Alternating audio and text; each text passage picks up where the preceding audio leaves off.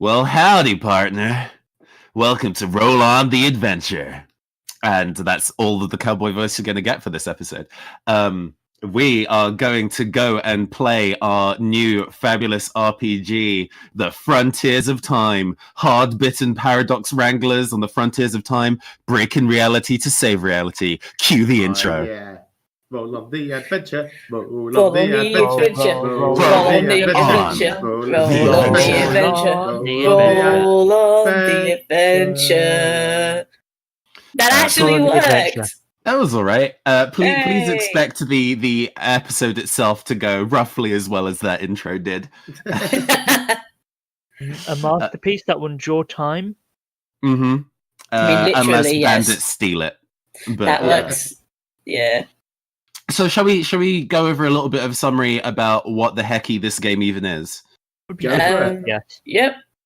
Sure thing. So the game that we made last episode, Frontiers of Time, is a mashup between a Wild West RPG, a mystery solving RPG, and like a sci-fi time hopping RPG, where all our players have a gun that can fire adjective bullets instead of real bullets, because we're a non-violent podcast. And yeah, you solve anomalies in time caused by the villainous time bandits, who are totally not Team Rocket, and by shooting things to save the day and being incredibly reckless and how to put it, restarting the timeline when you screw up to both cost and benefit. Cool. So there's a little bit of setup to this game. Because we are going to be firing our time pieces, as Purple has very, very graciously dubbed the guns that you will use, you need adjectives and verbs and adverbs to fire from these guns, and we don't have any yet. So what we're going to have to do is go and make up a pool of them to be able to put into your guns. Which I will then put into kind of like a random order selection generator, which I possibly should have arranged in advance. Let me do that now, while you all make up adjectives and adverbs and other tags. Okay, so I am going to put in, I think, something like nice and like attractive or something similar. Can we have nouns? I personally am going to suggest avoiding nouns because they are much more complicated in terms of applying them to an object in the way that verbs, adverbs, and adjectives are designed to do. I am an apple bear. Fair enough. I was going to try to put bullet in there. Sure. Would you mind just kind of like, since we are recording this over Discord, this podcast is absolutely not sponsored by Discord, but give us money anyway. You're rich.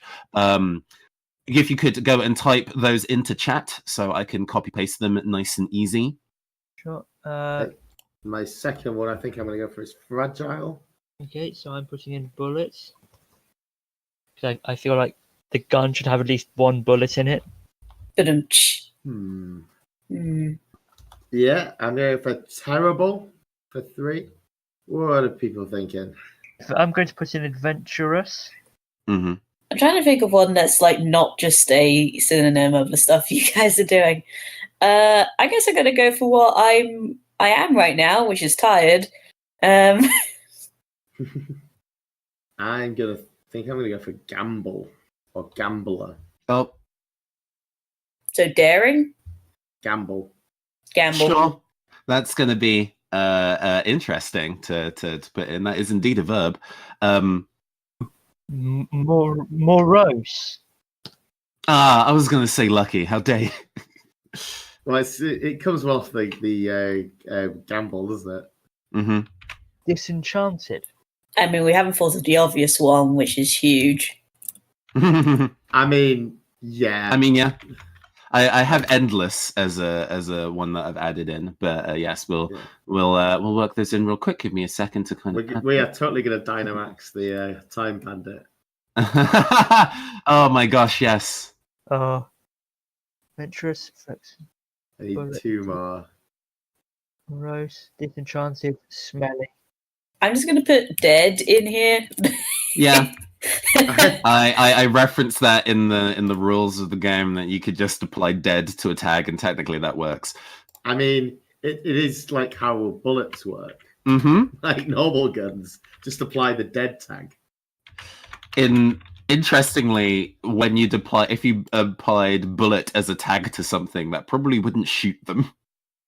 Okay, just to recap, my 7 are bullet, adventurous, flexible, morose, disenchanted, smelly, and surprising.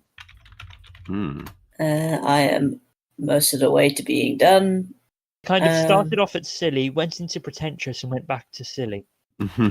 I mean, that is basically the tone of the game. By pretentious, I mean the bits I wrote. Mm-hmm. I copy edited it for you. It's fine. Mood. Yeah. To be considerably less pretentious, which is great. I've gone for attractive, fragile, terrible, gamble, lucky, and then I've gone for alive. Oh, Amy's also just gone and put alive. Oh, whoops. Okay, ignore that one then. I didn't know someone had gone for alive. I think that means I need one more, so I'm going to go for wicked. Mm-hmm. Well, that feels very naughties. Uh-huh. Do you remember well, that? Well, isn't that an interesting thing to say, Maggie? No, just don't you remember that when everything was wicked? Mm-hmm. Yeah.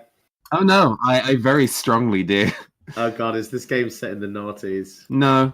I think the ones I have are tired, confused, huge, dead, sparkling, alive, and crazy. Cool. They have all been added to the list. After that, we'll get to the world tags once we're in the world. I think that would be appropriate. Cool. That's reasonable. Would you like to make your characters now, or should we do a dramatic intro and make your characters? I don't know. I'm fine with dramatic intro, to be honest. All right, let's do a dramatic intro. I never really like doing box text in my RPGs because you can always tell, but I think under this circumstance, we might be able to sell it. Out in the Navajo desert, there's a small town. A long way from the next bit of civilization, you can sometimes hear it before you see it as you cross the horizon on the dusty road. The sound of roaring engines. The sound of rushing and clacking metal. A wave of screams that is silenced as swiftly as they start. The pulsing, bassy sound of Jump by Crisscross and Move This by Technotronic echo out over the half-filled parking lot you all find yourselves in. The year is 1992. Welcome to Anasazi Land Theme Park. Anasazi Land Theme Park. That's very good. Yes, you three time cowboys of justice find yourselves unceremoniously dumped from the time stream into a searing hot asphalt parking lot. Who are these cowboys? I am Jebediah Thunderchrome. Oh, I have to write that down. That's so long. I'm gonna immediately forget it unless I write it down. Okay, Thunderchrome. Thunderchrome. Cool. What's your tag? I am not entirely sure. I've got this like list of common adjectives that just in case I needed something, and the word condemned is like staring at me. I mean, with a name like Jebediah, that's appropriate. Yeah. Okay, condemned. Like, just things are never gonna go right. Maybe like the bandits just have it in for him. Mm-hmm. You're a known time cowboy. There's a mark on your head, maybe. So, what is your rootin', tootin', and shootin' score? I'm gonna go for 1 rootin', 2 tootin', and 0 shootin'. Cool. And for those at home who are playing along, your rootin' is essentially your investigative. Wow, that was fun. Investigative skills, the ability to kind of do things carefully and quietly. Your tooting skills are doing things that are loud and action heavy, and your shooting skills are what you would suggest, what the name suggests. It's firing your timepiece. Okay, so we have Jebediah Thunderchrome. Who else is in the parking lot? Jezebel Velvet. Mm-hmm. She has her tag is scorned, as in hell hath no fury. She has 3 in shooting. Wait, what? Sorry, no, she has 2 in shooting. There we go. Yeah, 2 in shooting, 1 in rooting, and 0 tooting. There's no tooting about her. Not a talker. Fair enough. And do we have a third cowboy that begins with J, just to make my life that much harder? No, we don't. We have Sheila Shawshot. And ironically, she has a 0 in shooting. Am I going to be doing all the shooting? Well, okay. Yeah. Let's say she has a 1 in shooting. Okay. She has a 2 in tooting and a 0 in rooting. Oh, we've got no 2 in rooting. That's going to be fun. Yeah, nobody does things quiet. Not that quiet, anyway. Didn't I go for 2 in rooting? I thought you went for 2 in tooting. No, 2 in shooting. Sorry, 1 in rooting, didn't I? You have 1. So, Jezebel, you have 1 in rooting, 0 in tooting, and 2 in shooting. There we go. Is what I have written down. Anyway, you're going to die horribly and re-roll your stats anyway, so it doesn't really matter. Yeah, it's fine. I wonder, how do these time cowboys get their missions sent to them? I guess it's kind of like you get a telegram letter that's just in one of your pockets or like backpack or your inventory. Somebody has the mission from the time sheriff. Do you kind of like the idea that wherever we show up, there's a random typewriter which just starts going and telling us our mission? That's perfect. Okay, so on the top of like a soccer mom people carrier, bright cherry red, on the bonnet, which is sizzling, there is a typewriter that starts to type by itself. I also like the idea that sometimes, if that's not applicable, those tubes that you'd push up through pipes and they'd be pressurized around a building. Oh yeah, vacuum tubes and stuff. Umbrella Academy uses that, I think, as a conceit to send missions around. It's very neat. At that point, you'd have an excuse to call them the time capsules. No. But I've committed to the typewriter bit, so we're going to stick with that for now. But maybe later. I like the idea that no matter where they go, somewhere a random typewriter is shown up. They don't know who puts it there, how it gets there. It's just somehow the typewriter is always there, no matter how little sense it makes. There is something of a dent in the bonnet of this people carrier, suggesting that the typewriter dropped in. From how high, you're not sure. Nice.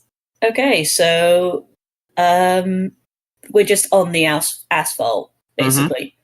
You can kind of see a decent distance away the kind of tall wooden walls painted in bright colors, with Anasazi Land written on it, spelled ANASAZI. So is there anyone around? Can we see anyone? There is, I think, a family pull up into one of the open parking bays. It's half full, so it's not like they were struggling to really get a space. And a 2.5 kid like family step out, a wholesome American family, and they all immediately start complaining about the heat the moment they step outside the car. And the youngest son of the group points over. He's like, "Oh, that's a news truck. That's weird." And the mom is just kind of like, "Well, we'll make sure that if you're on camera, you're looking glamorous, darling. Now come along." And they kind of scuttle their way into the park itself. So what was our mission?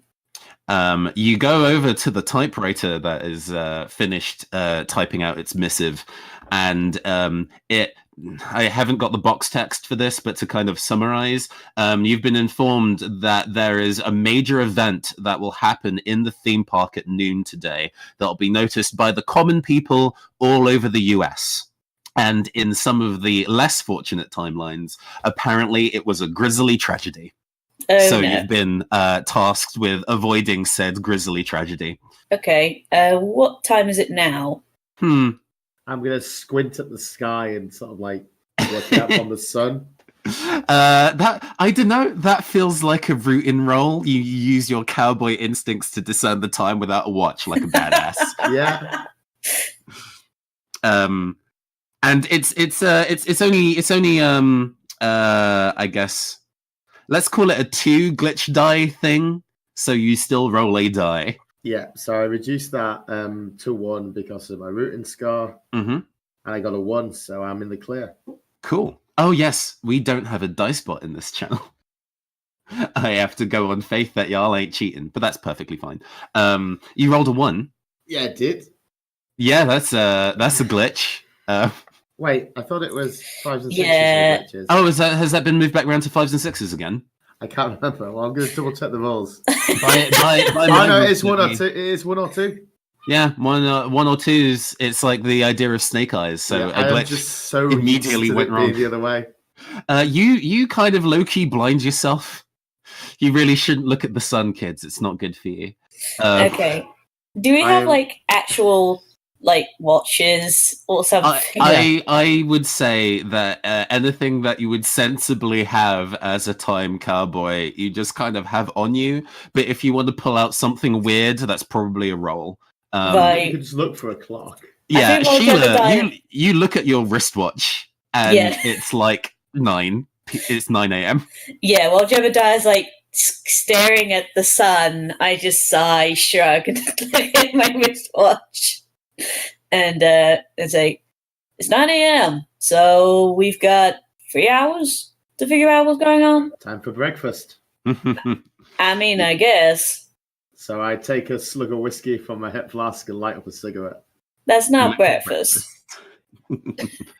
Also, we should probably go and establish what the world tags are, which I will post in chat and then also say out loud for the people who can't see the Discord chat, i.e. everyone else. The tags are joyful, tacky, remote, noisy, artificial, and sweltering. All right. Cool. Just like a theme park. Mm-hmm. Okay, so the family said there was a news truck. Mm-hmm. Can we tell like what the news truck is for? Well, it's pretty heavily emblazoned on the side. It says NDN, and underneath it, Navajo Desert News. You quietly wonder why the desert would need its own TV station, but hey ho. All right. Well, it's got to have something to do. Mm-hmm. And is there anyone in it, or is everyone that's in it sort of left? Yeah, it's open. The back of it is actually unlocked, but it's empty. It seems that there was a whole ton of equipment that was inside that's been kind of, moved out. There's a couple of empty pelly cases and stuff inside, suggesting that whatever was in here has been moved, probably inside the theme park. All right, well, I reckon we should probably make our way inside. Also, I apologize to all the listeners for my very terrible accent this entire game. Yeah, no, I gave up very early, but that's just because I'm a coward. No, I'm used to doing it because I play a Western game. So nice. Oh no, then just lean into it. This is your time to shine. All right, so Sheila's gonna walk inside. She is definitely wearing like a duster because space cowboy. No, time cowboy. Wrong dimension. Are we just gonna like swagger in all like cowboy and obvious? I mean, it's a theme park, like we're supposed to be there. Just swagger in. I mean, if nothing else, like it's a Navajo desert. It's the one location where it's probably not so bad to be wearing cowboy stuff is a theme park in the Navajo desert. That is kind of true. Yep. So as you kind of make your way across the kind of like the entrance, there's like a ticket booth. and there is a very bored-looking teenager sitting in there. They are full 90s. They've got a baseball cap and a electric kind of like blue t-shirt with Anasazi Land printed on it in gigantic kind of like cartoon western like billboard letters.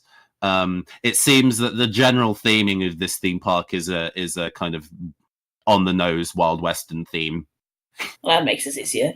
Yeah, no, it does make it easier. And I have a very vague memory of what it was like in 1992, being one and not American. But hey, they're like, how many tickets, please? We're here to do the shooting tricks. Yeah, we're here to actually work for you. Oh. Didn't they tell you about us? No, they didn't. I just assumed you were a bunch of cosplayers, although you're dressed a little warm. Nah, little buddy. We're here to be working for the show. So if you let us through, that'd be very nice of you. Okay. I think you're convincing him, I guess. So that feels like a bit of a tootin'. Yeah, kind of more convincing, deceiving him. But yeah, okay, so that's tooting. So. And I don't think this is difficult enough to be more than 3 glitch dice, so I guess you just do it. Yeah, that makes sense. So can we just quickly, briefly go over the rolling system again, just for the folks at home and also yes, me? Of course. So by default, because you are all super cool and quite powerful, most things you don't need to roll for. But if you're doing something super daring, then there is a chance of glitch dice being involved, where things can go wrong. However, your 3 stats, rootin', tootin', and shootin', all have a number from 0 to 2 that can mitigate that by the value it is. So if it was a difficulty 3 check and you had a 2 of 1, then that would remove 1 glitch die and you'd have 2. The tags for the location, the joyful, tacky, remote, etc., and your own personal tag are also things that can mitigate or add additional. All right. Okay, yeah, so I don't see why this would be 3 glitch dice and I have 2 in. Yeah, no, you can just pass this difficulty. Awesome. Sheila just walks inside. I needed to give you all staff wristbands. Are we just gone by the time the kid says that? We're just like in the park. That's fine. Yeah, if you want that's fine. I mean, because it'll be funny. Yeah, I think they're just going to walk in. Mm-hmm. I mean, we may want to get them on the next repeat when we can't get into places because we don't have the staff wristbands. Yeah, but for now, I think it's fine. I mean, it just seems very in character. I think it's very in character. So we walk inside. Yeah, there is a really large kind of central opening plaza. It's kind of like the main, in any kind of cowboy movie, there's that kind of like dusty town square with tumbleweeds and a saloon. In fact, there is a Thunderbird saloon that is actually a large restaurant and bar. It looks the part on the outside, although definitely way larger and sturdier than you'd think a real saloon would look like. Although you'd know, you're all Wild Western. Actually, cowboys. Wild Westerns. What? We are Wild Westerns. Okay. I guess that should have been a bullet tag. Oh well. That'd been nice.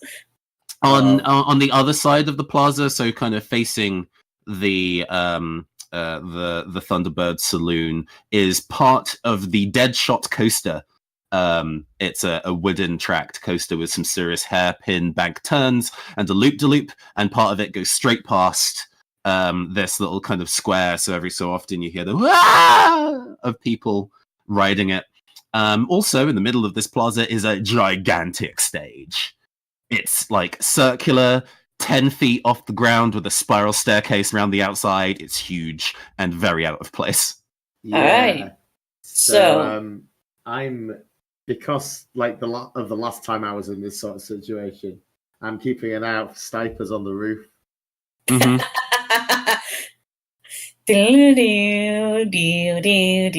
Like I imagine as the song is coming over the intercom system. Just Yeah. constantly. There is music being piped in, a mixture of the kind of like tinny Wild West music, the screaming of the people on the roller coaster. There's like a Ferris wheel in the distance, and you can kind of see other various attractions within the park. There's like a map if you ever want to look at that.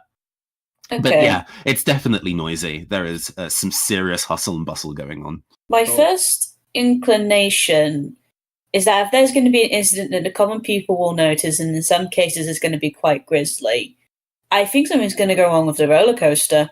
Because if the roller coaster goes through the main plaza, if that thing disconnects and crashes into something, especially the saloon, that's going to be incredibly big, loud, and dangerous. I reckon our best bet is to keep find those news guys, keep an eye on them, because if the rustlers are gonna try and make this a big thing, then they're gonna want to use them. So we might get the drop on them.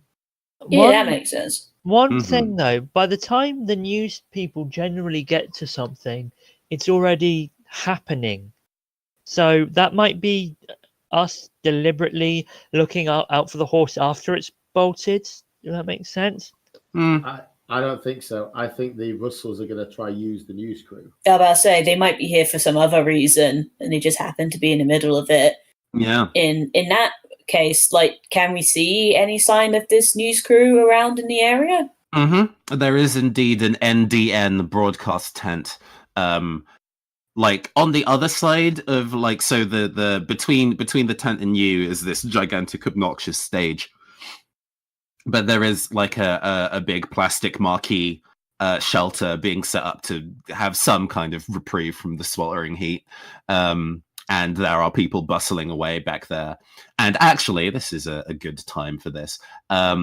Somebody in a very kind of sparkly blazer and like Bermuda shorts, in I guess a vain attempt to try and wear something slightly cooler, steps up on the spiral staircase and stands in the middle of the stage and goes, "Hello, ladies and gentlemen of Anasazi Land Theme Park. It's your wonderful everybody's favorite TV celebrity out in the desert wastes, Cole Rhodes."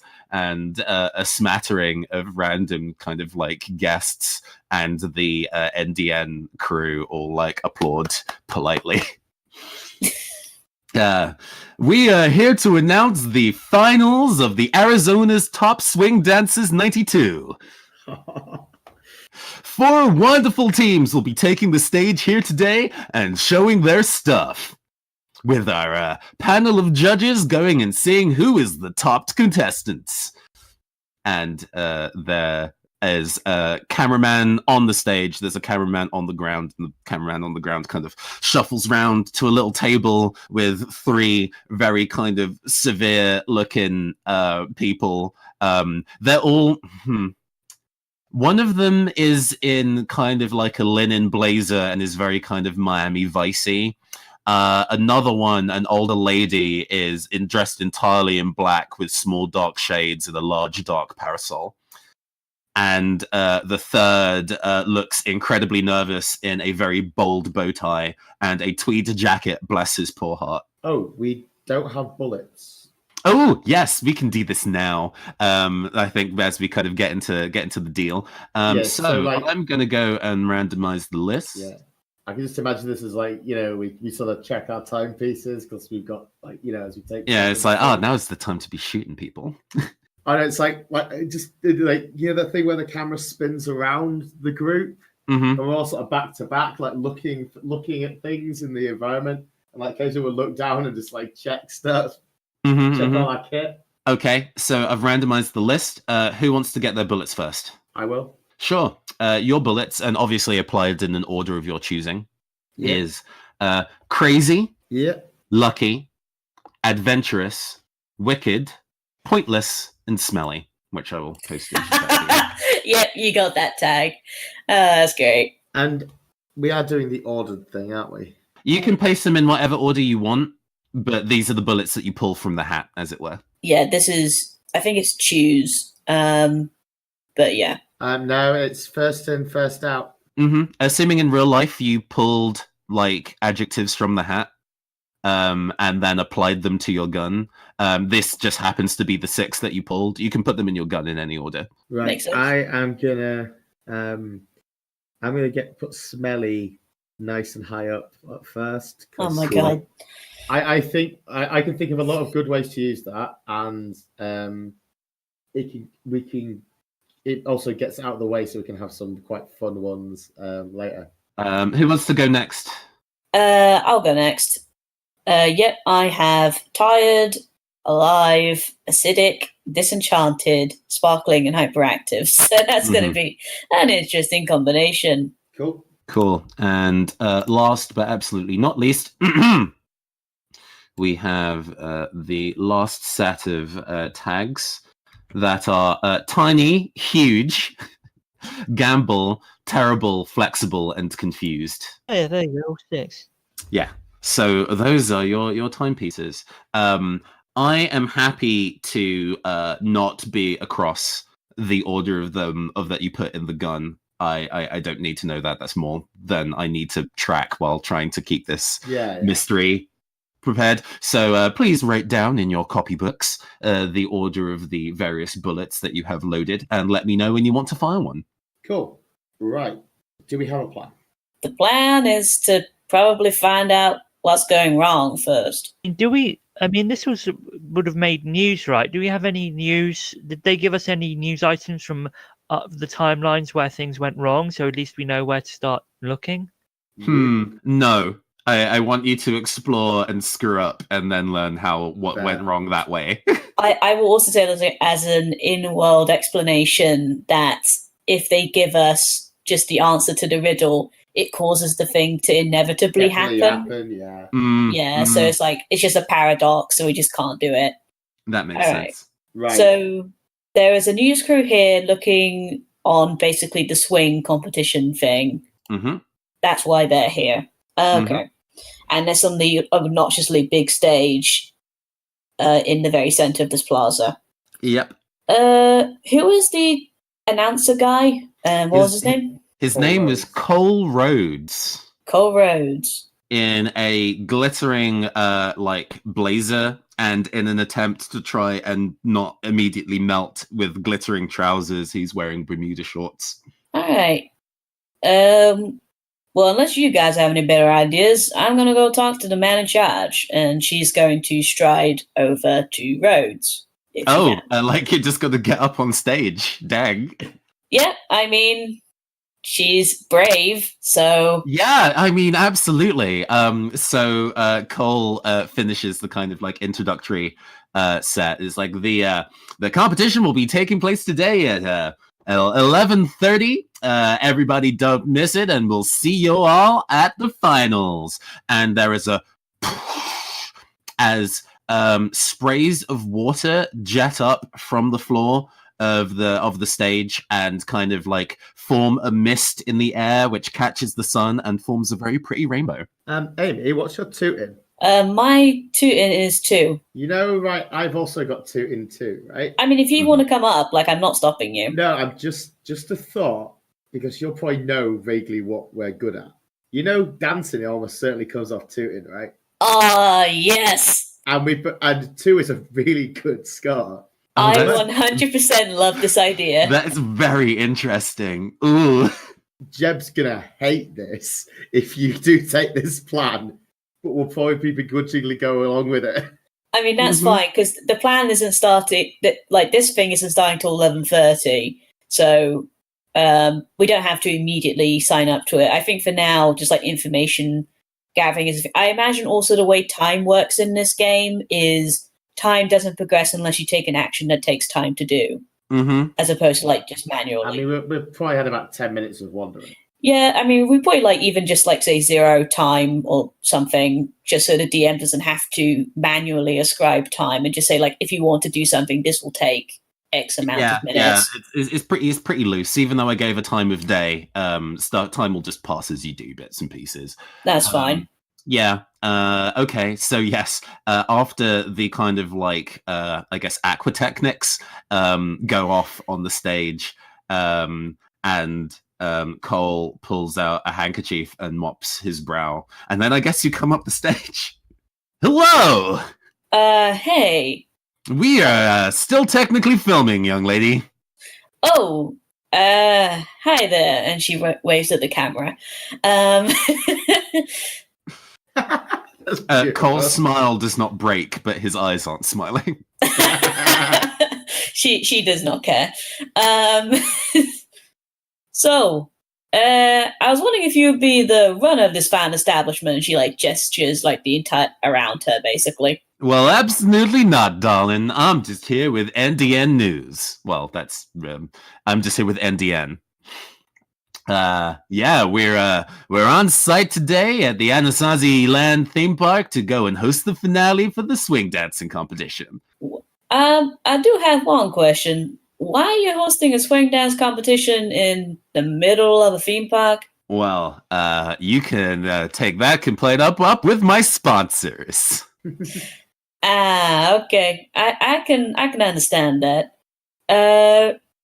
Well, I was wondering if maybe you'd like some guest dancers. Me and my compadre over there, and she points over to Jebediah. I'm like almost in the saloon by this point. Well, where he's going, we're pretty renowned for this kind of thing. So obviously we won't get anywhere in the competition itself, but if you like some guest dancers at the very start, stock footage and all that, we'd be Well, happy little to help. lady. And every time he says little lady, the amount of patronizing ratchets up by another degree. Oh. Yeah, she can detect that. This is the finals, darling. It'd be a damn sight unfair to our contesting teams if we just let additional dancers in, even if you didn't compete. They had to work real hard to get here. Oh, come on. Okay. I think he says, well, if you ain't got to impress me at any rate. You got to take it up with the judges. And he just kind of like thumbs backwards over his shoulder to the table of the three judges. Hey, wait. I know what I can do. Look, I can always impress people when I have this little move I do at the start of all my performances. Mm-hmm. She's going to take her gun. Oh, no. She's going to like do a bit of a gun trick, the spinning around kind of thing. And she's going to fire her first bullet at the nervous judge, and she is going to fire hyperactive. Okay. What is your? Well, your shooting is one, and I would say with the preceding gun trick that would raise the difficulty, but you've got one in shooting, so you just do it. Yep, she fires hyperactive at the nervous judge. Yep, the nervous tweed judge is now hyperactive. Oh god. And they go as stiff as a board and fall out their chair, and then the other judges kind of like lean down, and the camera kind of like follows over the table to an aerial shot of him as he lies on the ground, his eyes closed, which then like snap open, and his smile widens to a scary degree, and he springs up off the ground and is just like, yeah! See, I'm always pretty good at wilding up the crowd. Like backflips onto the table and is now just doing the tarantella on top of the table at an alarming speed and volume. Sometimes a bit too good, but I think that makes my case. What do you guys think? And she sort of gestures to the judges with her other hand that isn't holding the gun.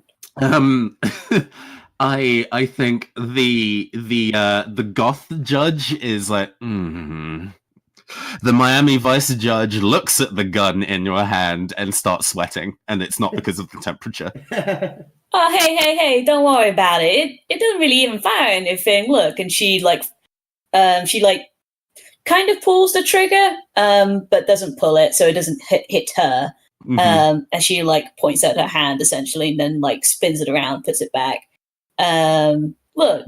Well, hey, look, as long as you don't do to me what's going on with Jeff over there, and points to the guy who is now also kind of, I think he's doing what dance is he doing? He's doing a very 90s Macarena. dance. Yeah, he's doing the Macarena. There we go. Oh god. Over the speakers, Macarena comes on, and he just starts doing that. I have no idea whether that came out before or after 1992, but it did now. I mean, that could be a sign of Time Wranglers. Yeah. So it's like, hey, you can do what you want, just don't shoot me. All right. And she turns to Rhodes, gives him a kind of sardonic smile, and then just turns off and goes towards the saloon. Yeah. Okay, that's cool. I think a small amount of time passes. What's Jezebel doing? Well, I thought I'd go check out the security because, see if they have any concerns. You pass by the sheriff's station, which is the park security office, although there's also a pop gun shooting range for kids to earn a toy sheriff badge. There is indeed the kind of like head of security dressed as a sheriff, probably to her displeasure, like kicking back, drinking coffee, eating donuts. It's too hot for coffee. The question is, will they respect your actual badge? Okay. So I need to. What's it? So the cover story was that we are performers. Mm-hmm. Hey there. I'll be performing today, and I was wondering if you could tell me how security looks. Where's your staff wristband, partner? I'm a freelancer. They didn't give me one. Well, I'm afraid I can't tell you about the general security of the place unless you staff. She spits. Okay, I mean, oh crap! I don't have wiles. I went for 0 in Tootin. I have no wiles. Why did I name a character Jezebel and give her no wiles? Don't you have bullets? You do have bullets. Do you have bullets? But okay. What's your first loaded bullet? My first loaded bullet is tiny. Oh god. I think that I don't know if that would exactly be applicable. Well, it could be, but I'm not sure if you want to apply this one. I think this is the point where I need to raise the idea of save states, where at any point, if all of you collectively say you want to make a save state, then that is the point where the adventure resumes if you decide to reset the timeline. I mean, obviously, if you do it now, you will still not have wristbands, and that one guy will still be dancing furiously on top of a table. But hey, you do you. Let's not. Yeah, okay, I'm fine not to save state that, because I could probably convince them again. If I really need to. Well, it wasn't a roll, so let's just. I'm just saying, before you decide how you want to go and handle the sheriff, is it a thing you want to save state for in case it goes wrong? I don't know. I mean, if it goes wrong, we learn stuff. Yeah, I think if it goes wrong, we'll start at the beginning. Absolutely. I feel this is like the learning game, so I'm going to fire tiny at him, just at her, just to see what it will do. Oh god! But you won't get this back. You now acquire one pocket-sized, very angry sheriff. Right, so I'm going. There are sheriff badges, right? That the kids are playing for. Mm-hmm. I'm going to win a sheriff badge and use it to pass myself off as the head of security. That is beautiful. Yeah. You go over to the what's Jezebel shooting? Jezebel shooting. You go over to the pop gun stand, and there's like some 8-year-olds trying really hard, and I guess you just push them out the way. Or it depends. Are you being direct or are you being kind? I'm going to wait patiently. The kid tried so hard and he got so far. Okay. So in the yes, end, you let the kid finish. They don't succeed, but and they're a little frustrated looking. You go up and without even really looking at the targets, you just like pat pat pat, and in one round down all targets. Nice. And the machine, almost like a vending machine. For some reason, it's quite a modern arcade game from 1992. Spits out a Anasazi Park sheriff badge, and the kid looks heartbroken. Any chance I can? Do I have enough coins or whatever to do another go so I can win the kid one? Sure. Teach the kid. Teach the kid. Yeah. Okay. I'm teaching the child to shoot. I hope this doesn't okay. for a mixture of teaching an untalented kid and maybe the moral reasons of teaching an 8-year-old how to use a firearm, that is a 3 difficulty roll. Okay, so what Shooting. D am I using? Shooting. Yeah, no, So I it's mean one die. what number is it? A D6? Is it? Oh yes, it's a d6. Roll higher than 1 or 2. So I'm rolling 1d6. Yep. Roll. I did not roll higher than 1 or 2. Mhm. So I'll just play the game again and win him the badge. Okay, cool. You Did you fail? What happened? What did you Rolled a roll? 1. Did you not? yeah, if you roll higher than you have to roll higher than 1 or 2. Rolling Yeah, 1 or well- 2 is a glitch. 1 and 2 is a failure. Anything that's not 1 or 2 is a success. Mhm. So yeah, I just win him another badge. Yeah, no, you succeed, but he learns too well Oh Oh god. God. and is like, "Thanks, ma'am," and he takes the badge off you, and with Omen, Damien, kid level delight, leaves the sheriff's office, and you feel Hey. bad.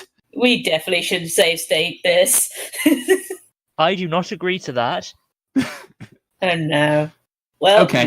you But got a sheriff's badge now. You got the kid sheriff's badge too, as well as one for yourself. Hell yeah. So now I'm going to go back to the sheriff's office station and yeah, like I said, I'm going to go back to the sheriff's station and impersonate the head of security Okay, no problem. Where did you put the tiny sheriff? in my pocket. Cool. I'm picturing it in like Jezebel's breast pocket, and she's just so mad. She is effing and blinding. You put like the flap down on the breast pocket when you were dealing with the 8-year-old, so the 8-year-old Yeah. didn't have to hear the swearing. Yeah. But yeah, you chill in the sheriff's office for a little bit. Meanwhile, in the saloon, since that's where Jebediah and Sheila are currently. Unlike the various kind of like saloons that you've known throughout your millennia of being a time cowboy, this one's air conditioned and made of brick. Well, the world is a technology. So yeah, in the saloon, while you've been doing the other thing, I've been keeping a lookout for anyone suspicious, Mm-hmm.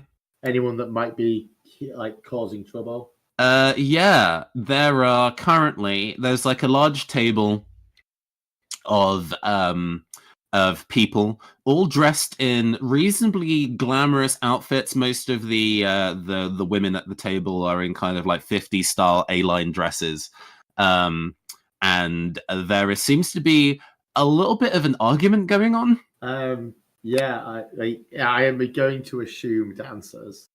Mm, And then yeah, I'm gonna grab a table near them. yeah.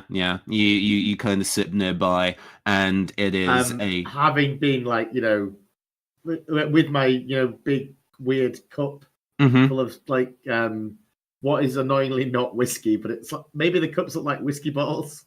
Yeah. You've got like butterbeer, like Harry Potter style butterbeer that has no alcohol content in it at all. Miserable. Yeah, this like group table is seating currently 5 women and 3 men, and they are they're essentially having like pre-game popping off at each other. 2 of the women are trying their best not to get dragged into this argument, but it seems like the others are trying their best to get them up in this kind of argument. Okay. Any idea what it's about? What caused it? They one of the women is kind of in a very heavy eyeshadow, and the makeup is strong, somehow not moving in this heat. They have done it incredibly well. So, well, I think that they should have been disqualified long ago for being ineligible for the US swing dancing like tournament standards. And it's like, yes, indeed, Colleen. Oh god. It says quite clearly in the rules that all swing dance couples should be a male-female partner. I have no idea why they're here. And the 2 women who are very resolutely not saying anything are just trying their best to stare off into the middle distance and ignore it, but it's very loud. Yeah. I don't think they're the trouble causers that I'm after. Mm.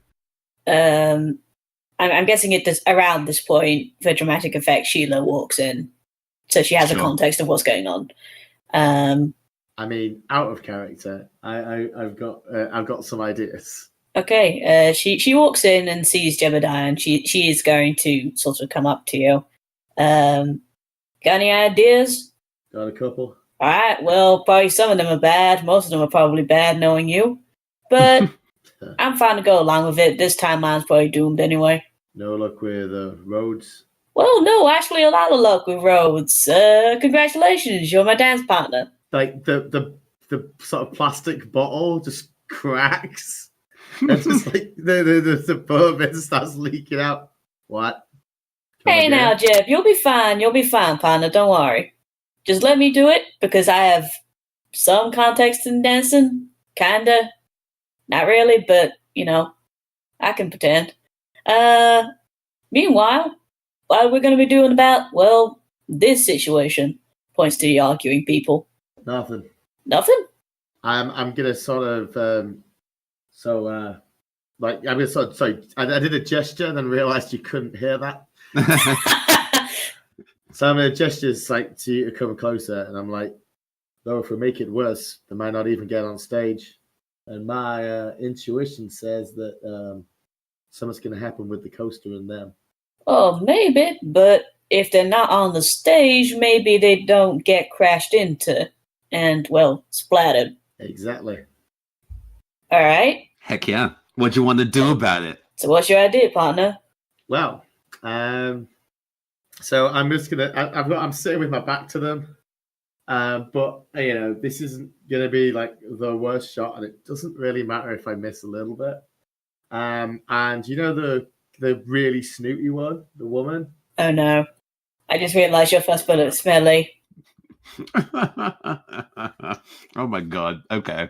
So I'm sort of gonna sort of lean, so like eye it up because I've got plenty of time. It's Mhm. just I want to be surreptitious and sort of like shoot out the back of the holster. Sure.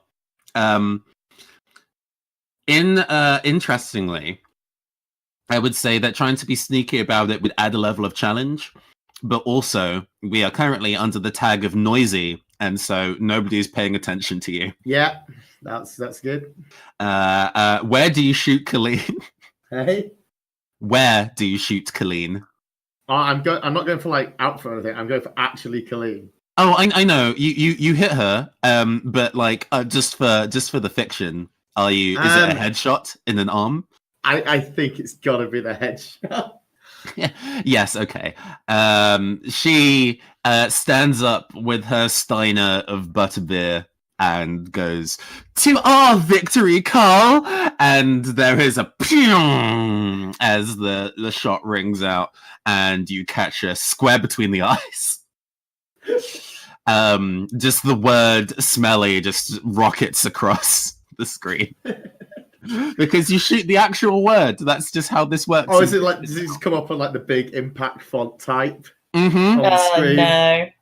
It like Sound effects. brands her, so it brands it into her forehead, and then just kind of like atomizes, and then everybody just immediately there's a like a solid second and a half of silence where she stands up, expecting everybody else to kind of like stand up with her, and then they all just suddenly gag and retch and scramble away as fast as they possibly can from Colleen.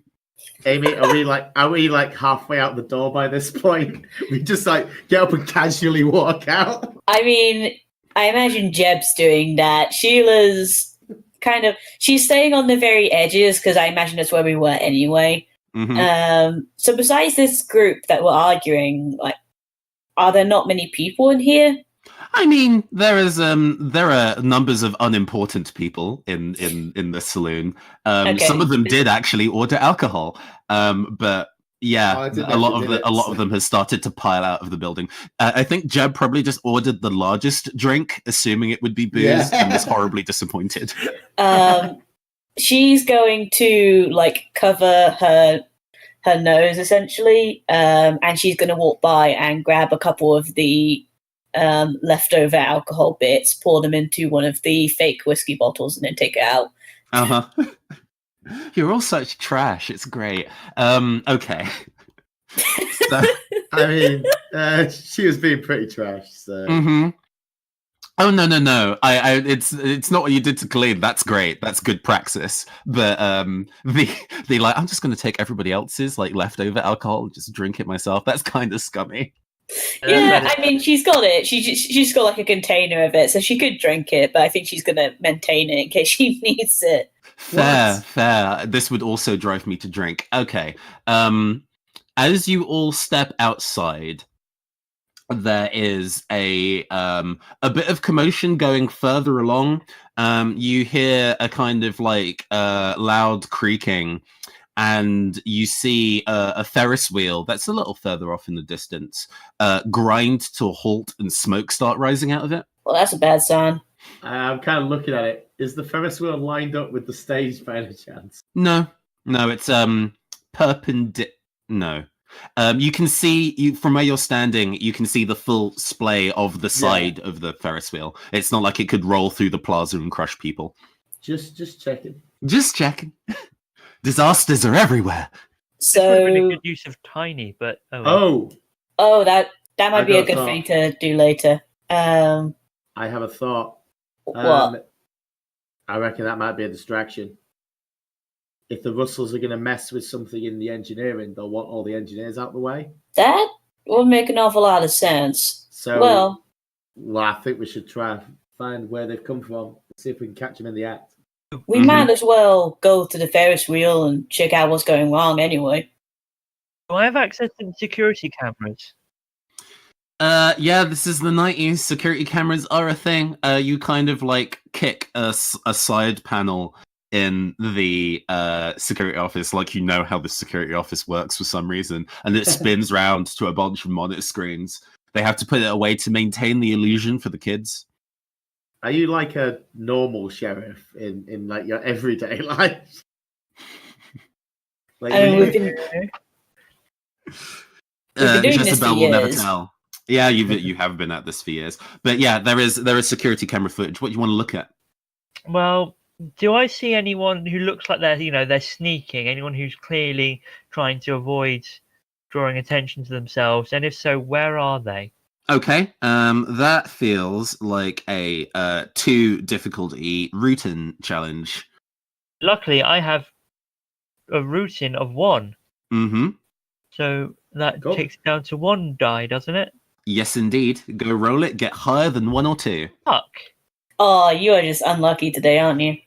I rolled another 1. Oh no! I rolled a 1 as well. I think all the rolls apart from Amy's have been 1s. I haven't even rolled anything. All your rolls have been 1s.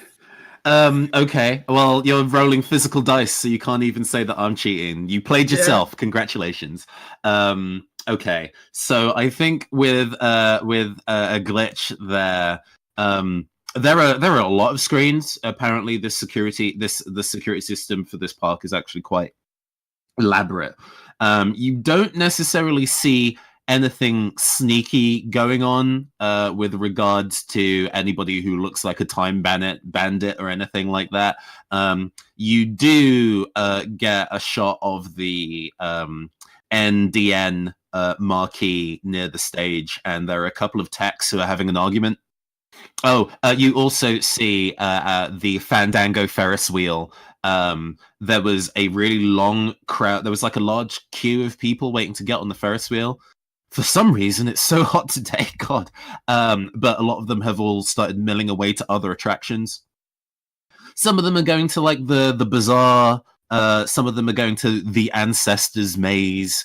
A lot of them are just now queuing for the Deadshot coaster instead. Where's the biggest queue? Like the biggest? It's now the Deadshot coaster. Can I take a look at the security feed for the Deadshot coaster? Because that's where the most people are amassing at the minute. That might be. Yeah. So it seems that with the larger number of people that are going, the guy who's in charge of the Deadshot coaster controls is starting to kind of have to harry people through. So there is a excuse me, there's a shorter period of time between each coaster going through the track just to kind of work through the group of people who are now queuing up. Do I need to go over there myself to contact the guy, or can I call him from the booth? I would say that, yeah, and this maybe factors into the fact that this route in roll hasn't gone super well for you. They're like, oh yeah, the sheriff would absolutely have an intercom. Oh wait, the sheriff and probably the intercom is now tiny. I feel like I deserve that, but at the same time, why? Anyway, I'm going to make my way over to the ride, to the thingy, the guy who's running it. Mm-hmm. Also, I can't just have you just sit in the sheriff's booth the entire run. You got to do stuff. I know that's kind of the way I was heading. So the moment I was going to turn this into an RCS, it was going to be beautiful. So is the scene moving now to the Deadshot coaster? Yeah, that's where I want to speak to the guy in charge of moving people along the ride. Okay. Yep. Sheila's going to follow along. Right, yeah. You notice that there's a crowd of people moving away from the Ferris wheel and towards the Deadshot coaster instead, and you're like, yeah, that's not good. And make your way over there. There's reasonably orderly queue, although it's now full of people who are very antsy to do this instead. It seems that maybe if they get on the roller coaster, there'll be something of a breeze for a while. The roller coaster controls guy looks very harried. Okay, I will speak to the roller coaster controls guy. All right, just ignore me then. Oh, sorry. Yes, I will. Oh. No, okay. Yes, I will, to be frank. You're not the security guy. I mean, I'm not either, but he doesn't know that. Okay. Oh God, it's so busy. There's so many people. Okay. Ben, just keep focusing. You've got it, Ben. Hey, sweetie. They jump in surprise and they are about to turn around. It's like, no, must keep focused on the controls. Yeah, what do you want? Okay. I don't know if you met. I'm the new security. I just think I'm here because I think there are too many people being let through too quickly. Now I know that you're under pressure, so what I'm going to do, I'm going to get the Ferris wheel up and running again. But in the meantime, I need you to stop letting people in so fast. Can you do that for me, sweetie? Okay. Slowing down to how many roller coasters, how many rides per 10 minutes? Out of character, what do you think sounds like a reasonable? I mean, one is definitely spacing them apart. You could just tell them to stop. I'd say 1 per 10 minutes for the minute. And like I said, I will get the Ferris wheel and I'll see if I can try to get some of these people to some other, suggest some other rides. So take a deep breath, sweetie. You're doing great. And they calm down and start. They kind of pull down a little tannoy and say, sorry, but there are too many people trying to use the Deadshot roller coaster at this time. Could you please? Oh God, could you please take a break and enjoy some of the other fantastic attractions at the Anasazi Land theme park? Thank you. And they hang up. Great job, sweetie. I've got a plan to make that go better. What's your plan, Jeb? So the sign for the log flume that's like, is there a log flume? I don't know. I mean, there is now. So the sign for the log flume, I just thought because it's water and people would probably go there anyway. I'm going to shoot the sign for the log flume with my second bullet, which is adventurous, to make it seem really adventurous and cool. Okay, yeah. So people will look at that sign and go, that's an adventurous ride I want to be on. Suddenly sparklers appear, it's like fireworks. Yeah. I think it's like it was an ordinary wooden sign carved into it that says like the Gold Rush log flume, and it then grows 2 speakers on either side of it, and the text gets like gilted, and it has like a set of fairy lights around the outside of it, and it's like, oh my gosh, it's the ultimate Gold Rush log flume. And just at the call of oh my gosh, a decent number of people just kind of heads whirl around like, whoa, oh, it's cold. It's got water. Oh my gosh. And also start to make their way over to that. And that starts filling up. And the person who mans that is slowly starting to get a bit more stressed, but it seems that they are better at keeping their themselves together than It seems to poor me that Ben. that ride is less likely to explode dramatically. Also true. So what time is it now? I think it's about 11 at this point. Okay, so I have an idea.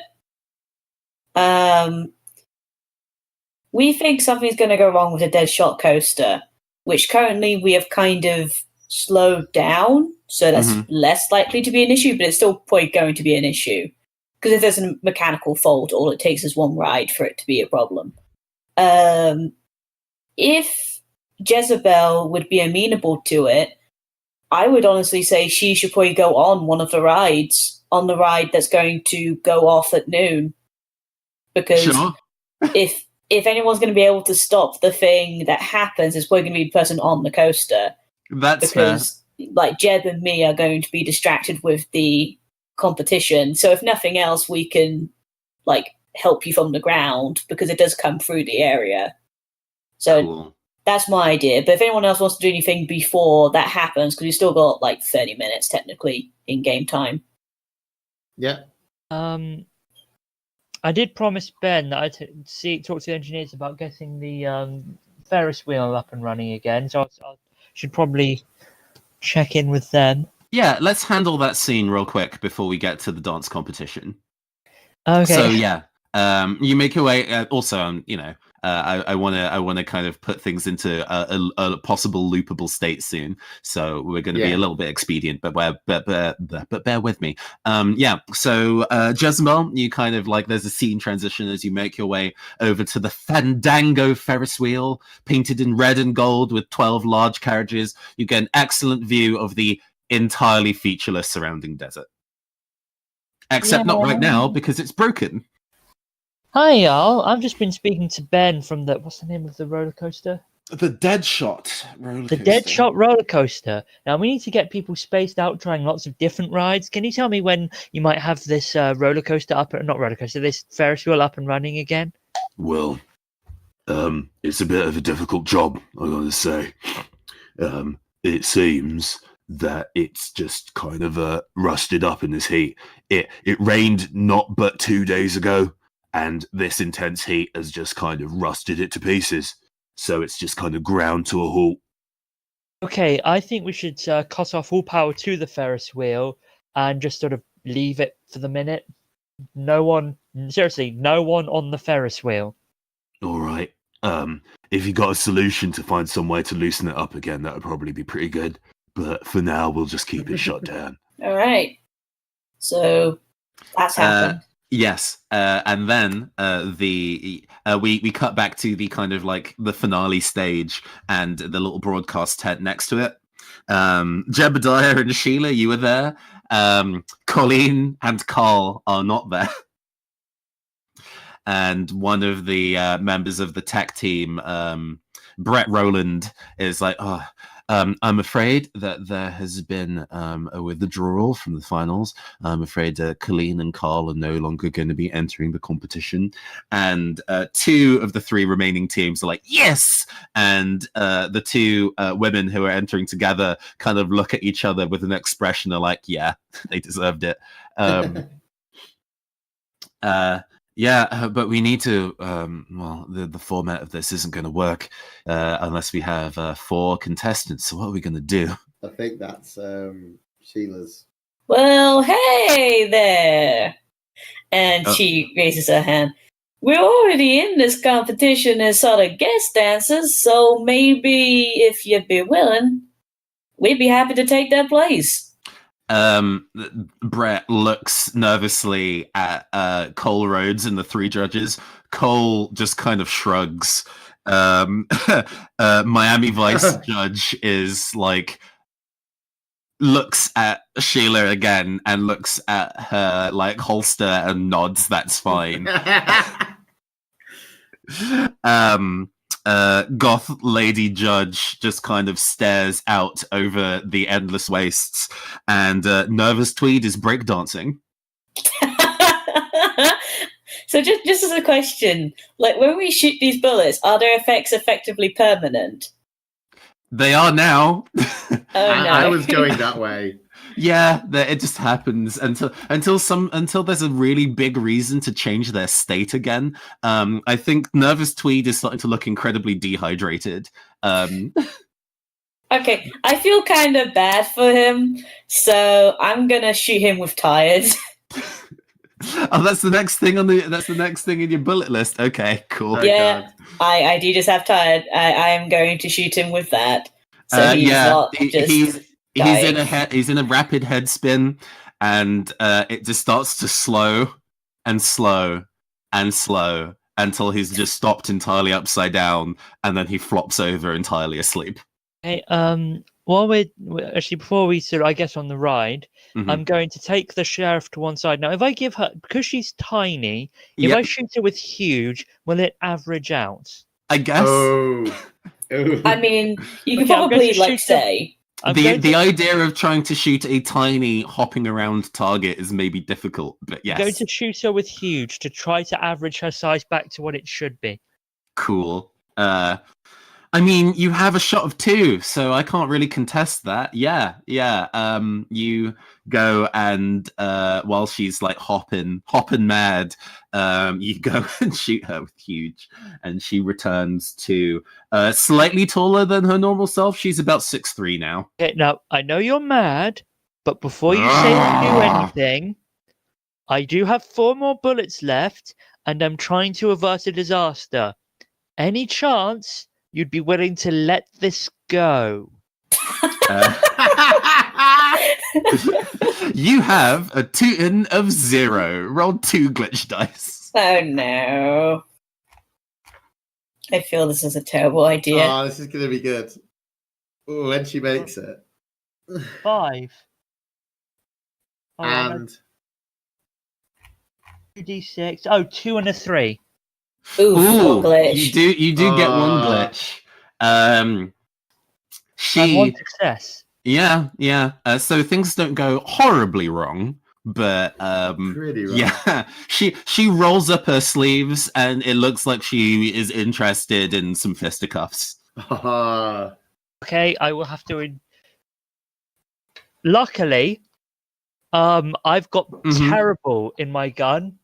I'm going to make her terrible at fisticuffs. Yeah, you do. She goes for a punch, and as like her punch is like sweeping through the air, you shoot her with terrible, and the fist impacts on your chest, and her knuckles just pop. Ouch. There is a very painful crunching sound as she just shatters her own fist upon your entirely average chest. Oh, God. Ah! She rolls on the floor in pain. She hates you. I guess. Okay. Are you cutting your losses there, Jezebel, or are you going to stay with the sheriff? I'm just going to have a medic take her to one side and hope that she's too busy in pain to point out that I'm an intruder, not actual security. Mm-hmm. You managed to kind of find a first aider walking around the park and get her some first aid. Meanwhile, So just as an out of character question, because safe state's obviously a thing. Mhm.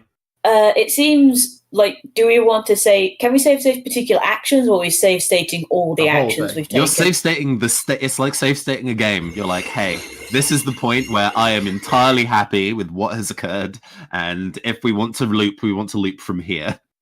I mean, obviously, I don't think safe stating at this point would be useful, just because it's 11:30. It would leave us with no you're time. going to like be horribly disappointed with how things turn out. But Yeah. All right. Let's go. But that's the point. That is the point. Okay. Yeah. So, there is the one of the techs is like I think it's Gail Huffman. She's like, okay. So there is going to be an instance of Two of the teams are going to go and do their routine, and then there's going to be an ad break, and then another two. Colleen and Carl were going to go second, so I suppose that's now responsibilities down to, and she looks at her clipboard, Jebediah Thunderdome? Thunderchrome. Thunderchrome. Okay, I'm not quite sure if that's better. And Sheila Shoreshot. Yeah, that's me. Okay. We'll knock him dead out there. And the first couple, Heather and Henry, do their routine. It's pretty good. The audience, because some of the general members of the theme park have gathered around to watch, and they clap, and the judges kind of hold up 7, 7, 6. Actually, just 7 and 7. The third person is asleep. So they get a total of 14, and they're very disappointed. Nobody has replaced the third judge. Cole Rhodes can't be bothered. Then it is Jebediah and Sheila. So, I think both of you... Now I actually know what the spring dancing's supposed to look like. I didn't before this moment. Yeah, I guess. I think you've... Have you ever danced before, Jebediah? Not in a lot of years. Yeah, I think that would probably be like a 4 glitch dice to do well. So, and you've got 2 and 2, so that's reduced to a 2. Oh, God. How often have you danced? Oh, I got a 6 and a 1. Oh my gosh. I think she's not done it like constantly, but I imagine out of everyone in the group, she has the most performative background in a sense. She's the one whenever they do Time Heist that does like, the singing, the dancing, the playing of the instrument. She's that kind of person. Cool. Yeah, you maintain composure and you don't have to roll, but you basically help Jebediah not completely flub it. There is a point where Jebediah goes into a spin and teeters awfully close to falling off this 10-foot tall stage.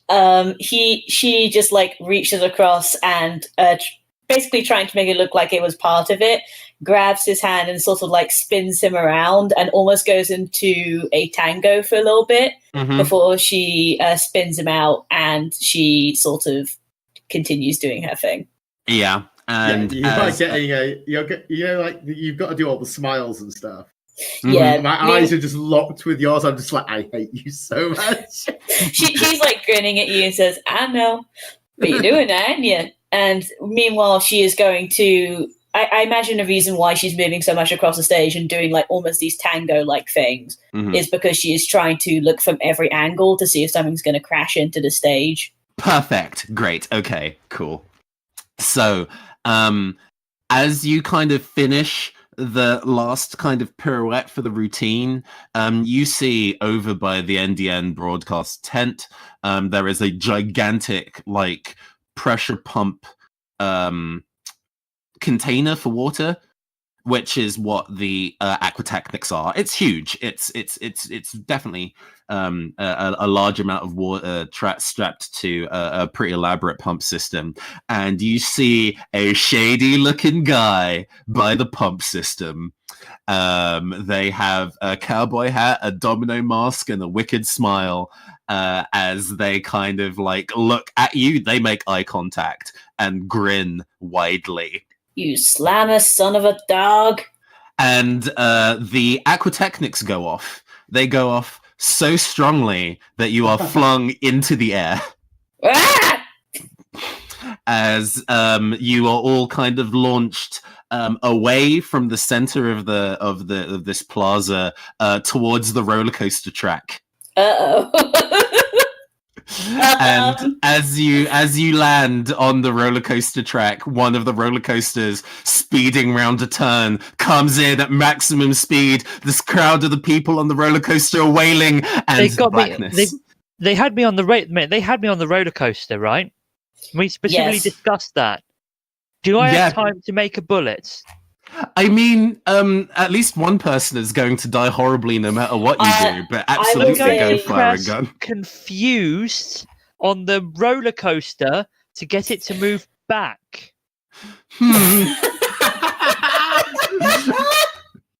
I'm confusing the road. I'm going to say this because of how the scenario is working and how quickly all of this would have been going. Mm-hmm. Unless you want to sacrifice yourself, Jeb, Sheila is fine to essentially be the sacrifice and essentially have enough of an impact to slow down the roller coaster, such as the bullet would effectively stop Jeb being killed. So she is going to be the first one hit. Oh no, but I mean that we had him stop the roller coaster rides for one every 10 minutes. We might be lucky. There might not be one coming from behind, so I could just get it to reverse back to the station and no one dies. I mean, we might as well. This sounds like a dice roll needs to be done really to see if this is the case. So, yeah, you can try and resolve this situation. It might be too late. Yeah, it might be something that a reset might be more apropos, and then you don't waste a bullet. I think a reset would honestly be a good thing. Did we? No, we didn't. But we can. Most of the stuff we've done is fairly simple. So basic bits and pieces you can just do without rolling because you already know what you're supposed to do. So we can fast forward through the boring parts and get to the bits that you. It just depends what bullets we've got. Yeah. So I like the idea. I mean, I've got acidic, so if I have a chance to shoot, I would do that. But I honestly like the idea. I think it's more interesting for the podcast that I like the idea of it going to black and then it just resets. Yeah, I kind of, without necessarily kind of railroading you necessarily, I did kind of want an instance where at least one of you dies horribly to prompt a reset. Sure, but just for my own peace of mind, can I at least see how mine would have gone? Just want to see what. Okay, so yeah, you can go and make one glitch die roll for it, and I'll let you know what happens on the other side depending on the outcome. So roll a d6. That's that's all I can ask for. So it's just one die. Yeah. Yes, please. Oh, 6. So that would have turned out fine. Yeah. Well. But if that turned out poorly, you would have shot too late, and the roller coaster would have been backwards and rerun them over again. No, it was. Oh. Okay, so so I guess Jeb and Jezebel fall back to the asphalt, and meanwhile, someone else falls with them who isn't Sheila. And this time it's going to be, I think he's just going to call himself Manhattan. Just Manhattan, yeah. Yeah, and he's got like this very just obnoxiously big cowboy hat that's just covering his face the entire time. Like no matter what you do, his face is always hidden under the hat. Right. Cool. Have we worked together before? I'm gonna say you have, but you think he's weird. Like you're more used to working with Sheila. No. What's Manhattan's tag? I'm gonna say mysterious. Okay. Oh, and what is their rootin' tootin' and shooting? I'm gonna say his rootin' is 2, his tooting is 1, and his shooting is 0. Okay. And also because the world has reset, one of the tags changes. I have options in mind. Okay, yeah. Let's. I can force one, or we can like pick one and like decide between us what that then changes to, because it's not necessarily the opposite. I think it might be a good idea to do that after the break, so we can like introduce that. Sure thing. All right. So when we come back, we'll be continuing this situation in the Navajo desert, and hopefully trying to not get completely killed by a roller coaster. See you guys then. Bye. Bye.